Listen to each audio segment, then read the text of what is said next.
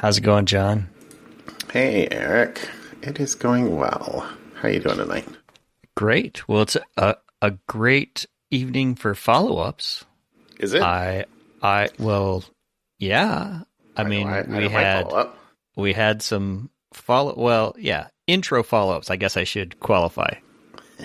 We had some intro follow-ups. How was the eclipse?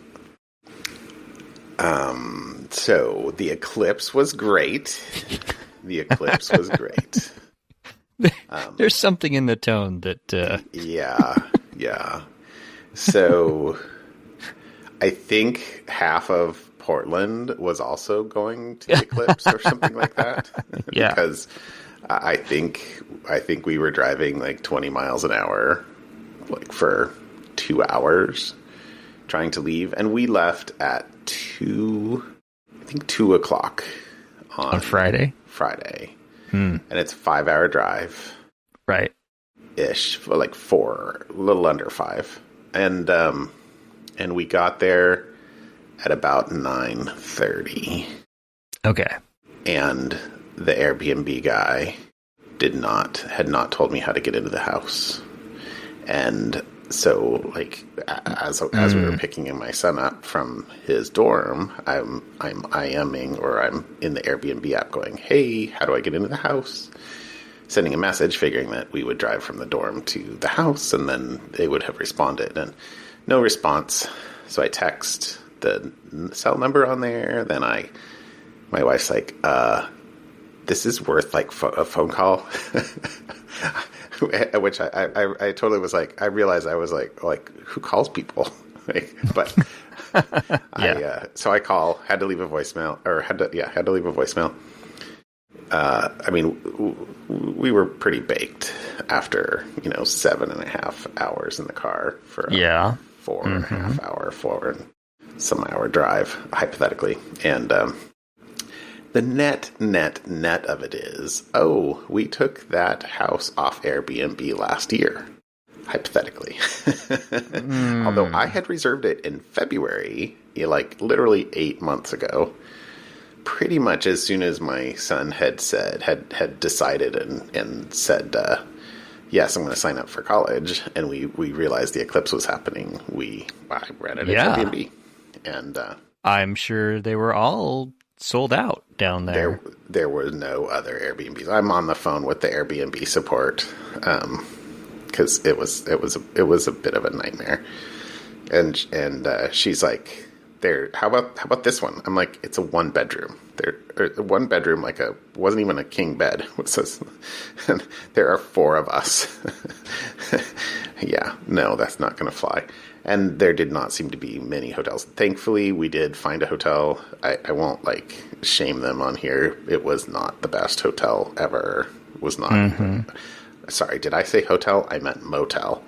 But you know what? At the end of the day, it was a bed. The ceiling was mostly intact. I mean,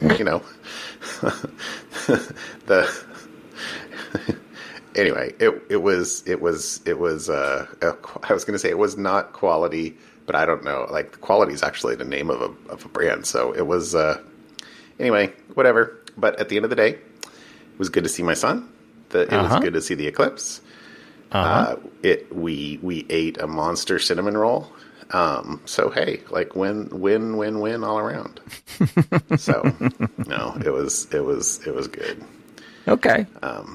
But it was not the most exciting Airbnb experience, and it was one of those situations where I kind of was trying to feel empathy for the poor support agent on the other side of the line, because she had me and my wife on the line, who were very frustrated, and anyway, so Airbnb, evidently, like 10 minutes ago, I got an email saying that they reimbursed me, or they credited me $139 towards my hotel bill, because it wound up being more than the Airbnb actual rental, which is ironic given the quality. But Anyway. When half of Portland is in your neighborhood, you can charge whatever. The concept, I'm betting that on a normal day, hotel rooms in this hotel go for sub $75 a night instead of nearly $400 a night.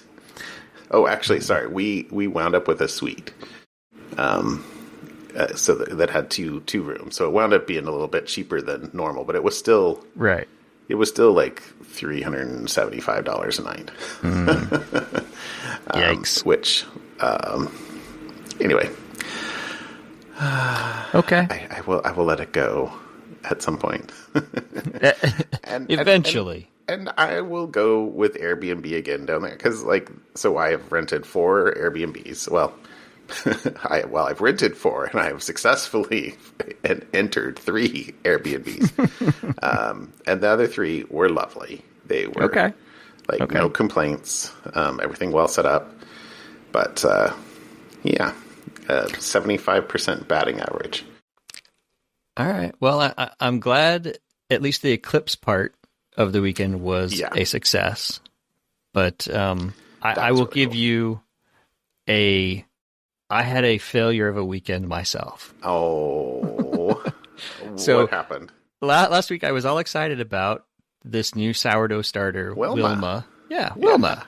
Yeah, that we got, and my daughter and I tried to make sourdough bread, and somehow, anyways, we were trying to find the right recipe, and we just could not get the bread to rise. I mean, it would rise, and then we'd, beat it down and try, and so it was a very flat sourdough. It tasted fine, but it was a very flat sourdough, and it made me sad.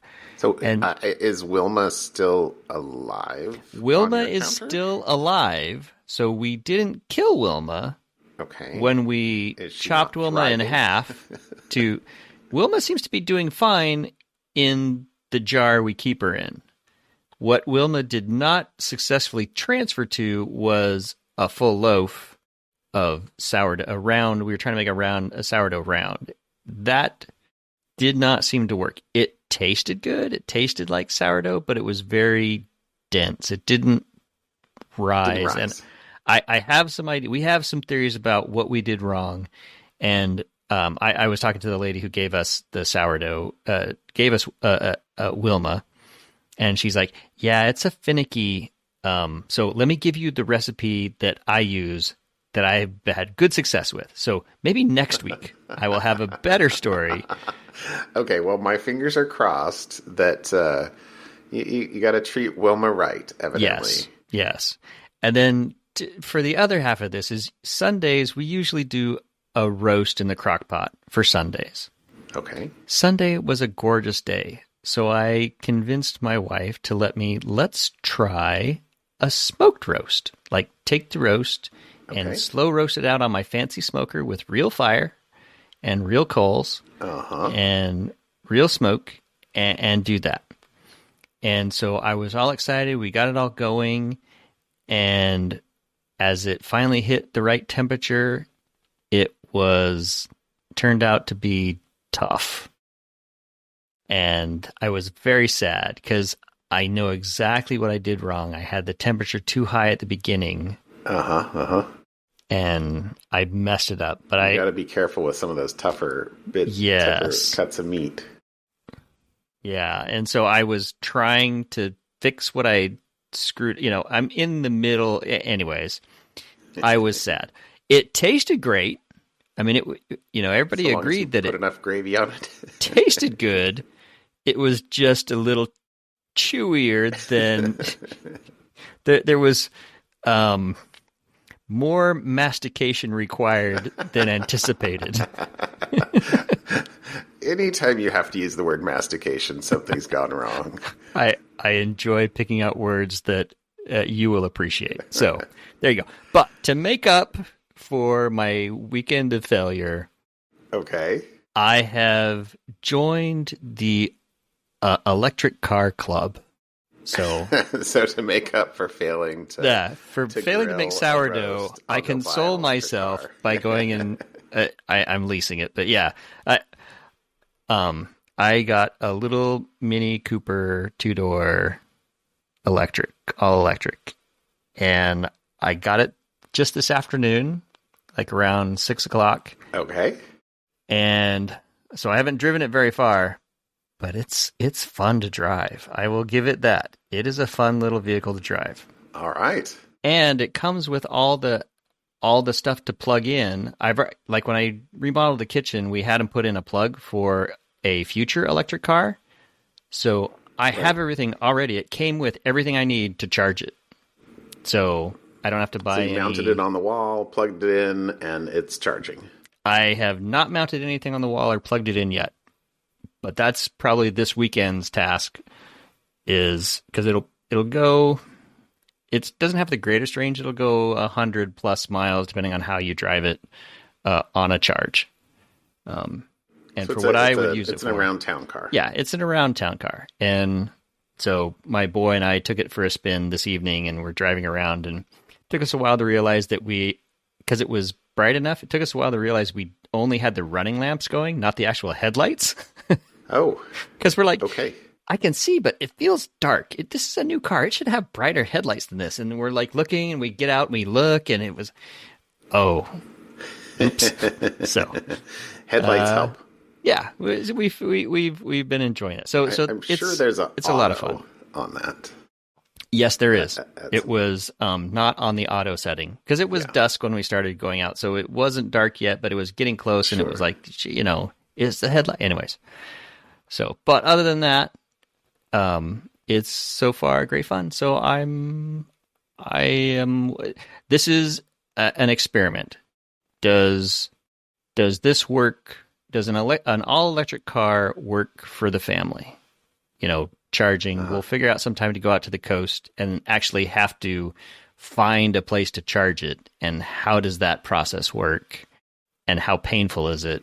Maybe figure out how that process works at some place 5 miles away instead of 85 miles away on a 100-mile charge. We're just going to wing it. Yeah. But anyways, okay. So this will be a fun experiment. How do does an electric car work for our family? All right, that's exciting. I'm excited about it. So sourdough didn't work out, but I made up for it by getting a car. That sounds about right. Well, that's cool. Yep. I must say that while we were in that traffic, I have like 2 thoughts about the adaptive cruise control in the Hyundai. So I was driving our Hyundai Santa Fe, which has the fancy adaptive cruise control where, it will automatically track to the car in front of it with a certain distance based on speed, and it's really, really awesome. But it goes all the way down to 0. So while we were tootling through, the 20 miles an hour, occasionally fully stopped, I actually had it on cruise control, never touched the gas pedal, and had the cruise control set to 65. Nice. So that's the lovely side of things. The other side of things is there were a couple of times where I could totally see forgetting whether or not cruise control was on or not, and just rear-ending the previous car, the car in front of you, because you think it's on and it's not. So buyer beware. But yeah, that certainly made those sorts of things easier. Mm-hmm. But anyway, all right. Well, that's awesome. A little bit of failure, a little bit of awesomeness. Failure and fun, they go together. Failure and fun. Ooh, there you go. It's our new podcast. Failure and title. Fun. Okay. All right. Well, hey, how about a topic tonight? What'd you bring? So I was looking through what I would poke at today, and this one caught my eye because of the vector the attack came through. So this is a French technology company named Shadow. It confirmed they had a data breach involving the customer's personal information. It's a startup that offers gaming through its cloud-based PC service. And they send an email to their customers this week saying, hey, hackers accessed their personal information after a successful social engineering attack targeted the company. So that's how they got in.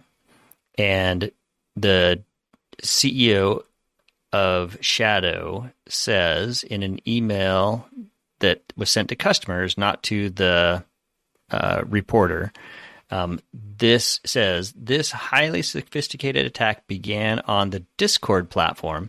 And Discord is a platform heavily used by gamers. It's used for chatting with your friends and, setting up, hey, let's get together and play. And it's like a gaming platform, really, a social platform for gaming. So it began on the Discord platform with downloading malware under the cover of a game on the Steam platform.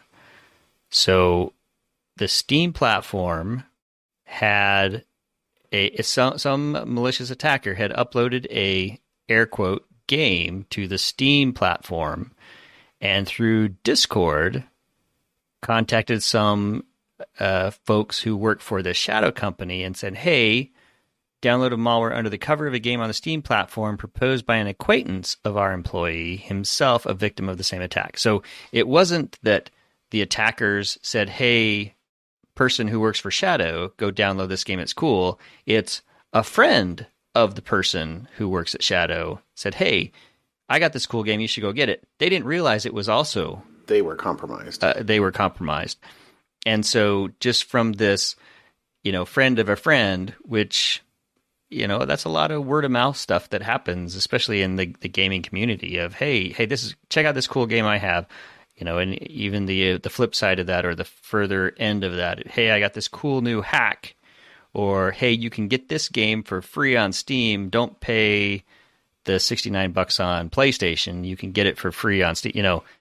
Right. Using Steam as a malware delivery platform and leveraging the platform, the social platform that gamers are comfortable with to convince people to download stuff. Anyways, so that I thought was interesting, is a very specific targeted attack through Steam and the Discord platform. And it said that the data includes full names, email addresses, dates of birth, billing addresses, credit card, expiry dates, but not the passwords or banking information, so says the company. Mm-hmm. Apparently, the way this came to light was an individual posted on a hacking forum that, hey, they've got 530,000 bits, personal information of 530,000 customers, and they're selling it because they tried to contact Shadow and were ignored. I don't know if it was like I'm sure it was some kind of give us money or we'll expose your data kind of thing. But Shadow sent an email to their customers, but as of the writing of this TechCrunch article, they haven't shared that anywhere outside on their website or anywhere else on any social media channels other than what email they sent to the affected customers, which I'm sure is required by French and EU law. The company said it has reinforced the security protocols, so put them in place. I don't know what reinforce the security protocols means. That's a pretty tricky one. If your employees are able to kind of connect to arbitrary Discord servers, and if you're a gaming platform, those are two things that you probably are doing a lot of as part of business. So yeah. But it did say also that it has upgraded their internal systems to, and quoting, render compromised workstations harmless. I don't... Render compromised workstations harmless. Smashed them with a hammer? I'm not sure what that is. So the company, of course, is advising customers to watch out for suspicious emails and set up multi-factor authentication. So there you go. Yes, well... those are two pieces of advice that are always applicable. Yeah. Regardless. Be wary of suspicious-looking emails and set up multi-factor authentication. Yeah. Also, eat your vegetables. Very true. So there you go. That's what I got this week. Okay. Interesting. Interesting. Okay, so I have kind of two, maybe one and 3/4. The first one's a pretty short thing, but I found it interesting. It's security adjacent, I guess. It's the sentence you probably don't want to hear. Quote, every major U.S. airline and several others have discovered fraudulent engine components in their planes, and a former part-time DJ may be to blame. That sentence is awesome. Like, because the end, it's like you may have seen the first part coming, but the twist. Exactly. DJ. Exactly. Because out of anybody you could think of who could possibly be to blame for faulty, fraudulent engine components of airplanes, DJ is going to be at the top of your list. Exactly. So, so evidently this is a London-based airplane parts distributor, or a purported parts distributor, founded by amateur entrepreneur / disc spinner Jose Alejandro Zamora Urala, has been providing the makers of the world's most widely used aircraft engine with bogus components like turbine blades and falsifying safety documents for years, according to Bloomberg. So, evidently, the parts haven't caused any flight emergencies, but here's the two. At least 126 affected engines have been identified. So I presume that is some, as many as 126 different aircraft, depending on how many engines are affected on the same aircraft. Right. Quote, while airlines and maintenance shops are still combing through their inventories, replacing the fake pieces could cost up to $300,000 per engine, on top of the revenue lost by grounding the faulty planes. So, I think the thing that most kind of caused me to go, they did what? Was that it was all a scam. It says AOG, so this is the name of the company, AOG Technics, forged signatures, faked more than 90 safety certificates to sell used components labeled as brand new, regulators and executives said. An FAA-endorsed quality insurance firm even accredited the company, and yet, here's the thing that really made me go, wow.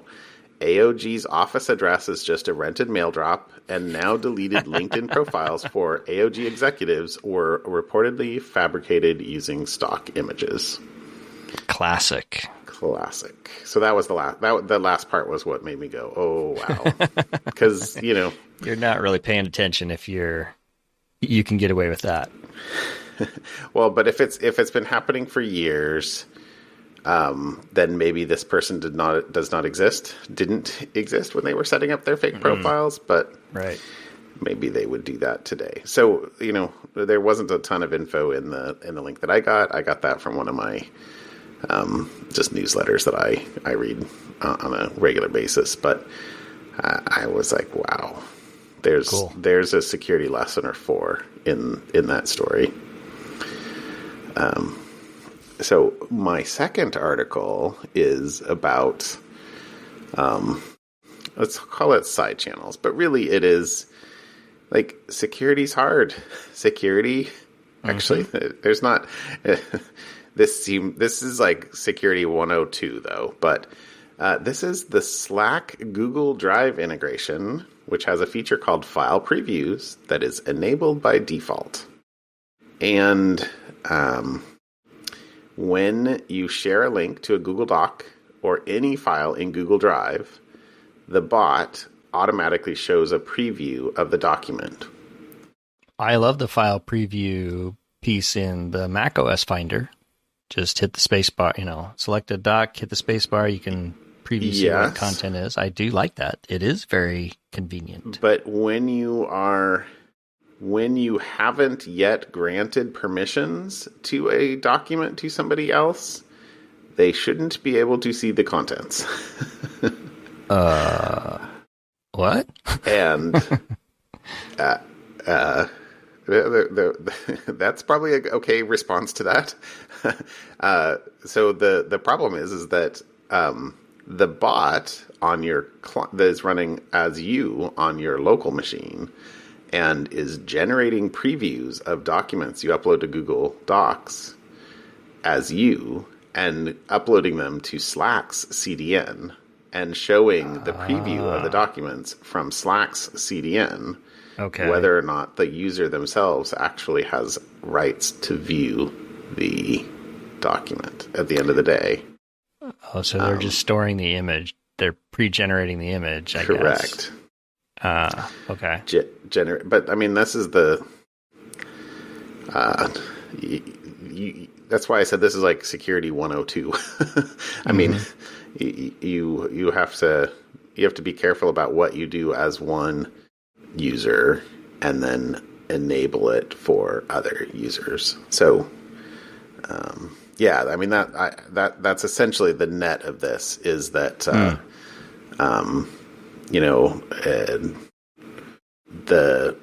preview image is high enough resolution that you can read. Right. You can read the text of a document. You could see an image.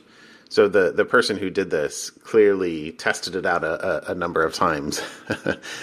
on the document itself. It said, it had things like, this is a document that